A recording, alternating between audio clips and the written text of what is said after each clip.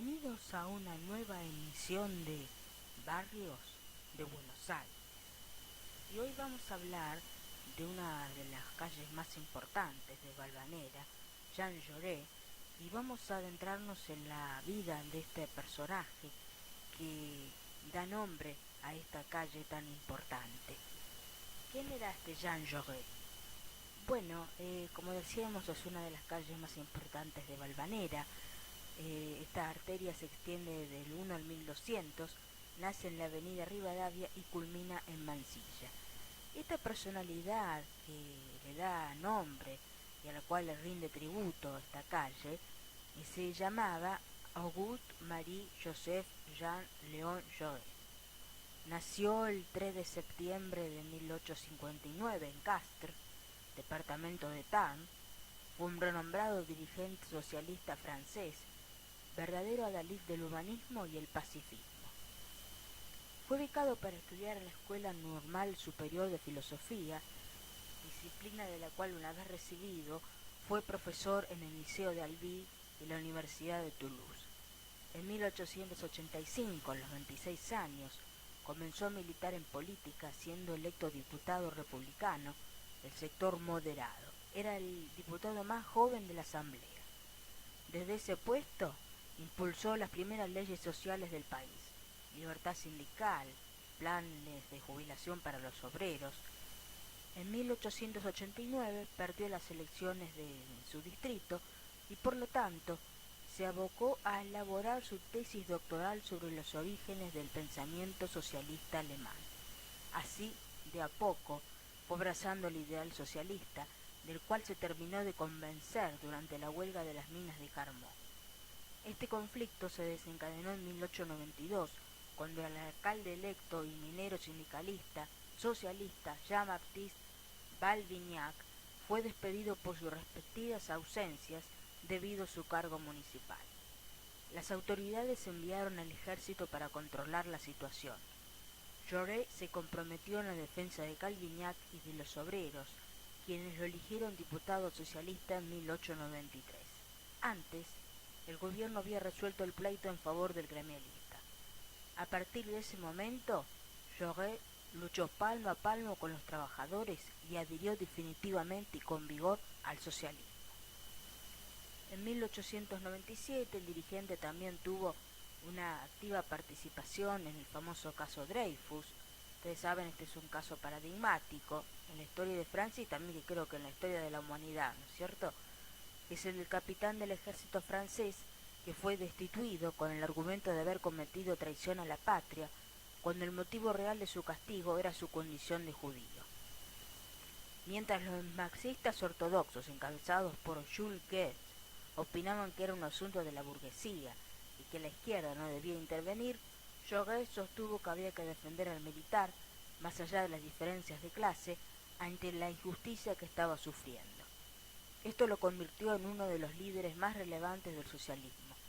Sin embargo, fue derrotado en las elecciones legislativas de 1898.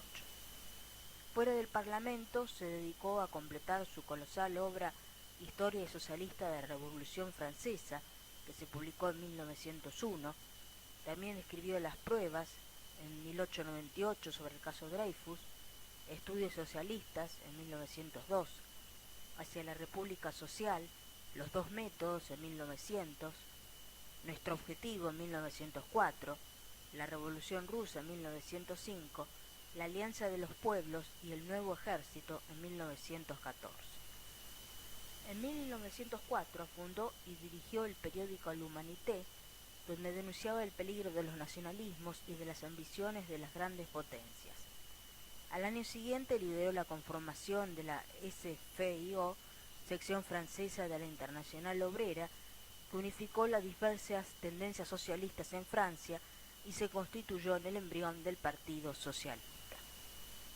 Dueño de una brillante oratoria, consiguió aunar los postulados socialistas con la promoción de la república y de la democracia parlamentaria como medio para mejorar la condición obrera. En este sentido, encauzó al socialismo francés por las vías legales y reformistas, no violentas. Se opuso al colonialismo y al alargamiento del servicio militar obligatorio, y propició la separación entre la Iglesia y el Estado. En las vísperas de la Primera Guerra Mundial, Jaurès militó enérgicamente por la paz y criticó la ola chauvinista que crecía en Francia. Era partidario de recurrir a la negociación para superar las hostilidades entre su país y Alemania. En un histórico discurso pronunciado en Lyon el 23 de julio de 1914, culpó de la situación prebélica a Francia, Rusia y Austria, e instó a los obreros de los distintos países a unirse para evitar la guerra.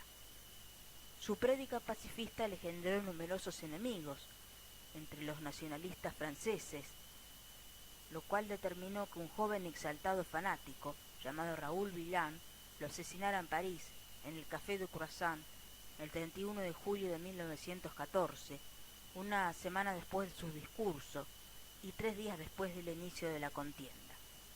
Contaba con apenas 55 años.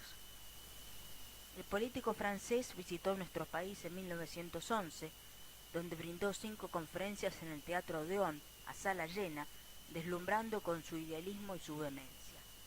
León Trotsky, seguidor de Jaurès, lo definió con justeza. Para él, el socialismo no era la expresión teórica de la lucha de clases del proletariado. Por el contrario, en su opinión, el proletariado era una fuerza histórica al servicio del derecho, de la libertad y de la humanidad. Por encima del proletariado le reservaba un lugar prominente a la idea de la humanidad en sí.